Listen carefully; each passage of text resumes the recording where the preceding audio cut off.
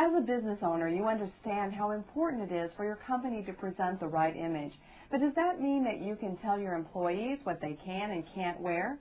Well, we have with us a human resource expert, Dolores Enico, and she's going to talk about developing a dress code for your company. Welcome, Dolores. Thank you, Susan.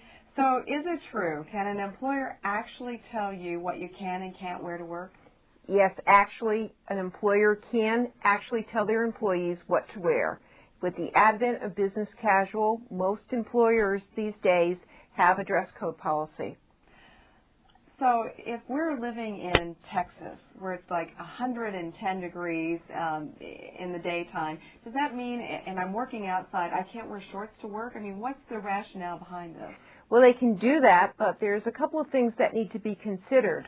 First of all, if they're working outside, you want them to wear cotton, hopefully to make them to breathe.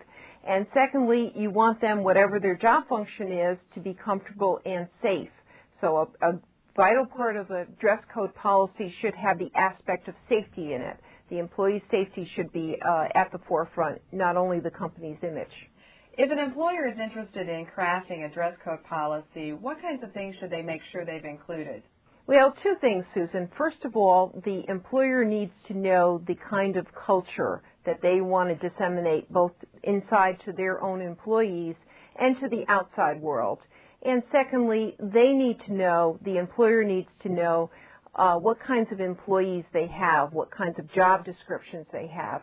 For instance, you're not going to get an hourly worker to come to work with a shirt and tie on. That's just not going to happen. However, if you have marketing folks that are bringing in your key customers, you need them to dress up to present the image of the company that you want to portray, whether that dress up be with a shirt and tie or with a nice Izod shirt. I'm not, you need they need to know that.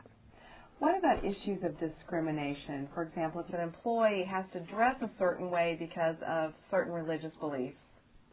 You're always going to find exceptions or unique situations in which an employee needs to wear something for their particular religion, for their particular health condition, or whatever. You cannot make a policy to dictate to every single situation that's going to come up.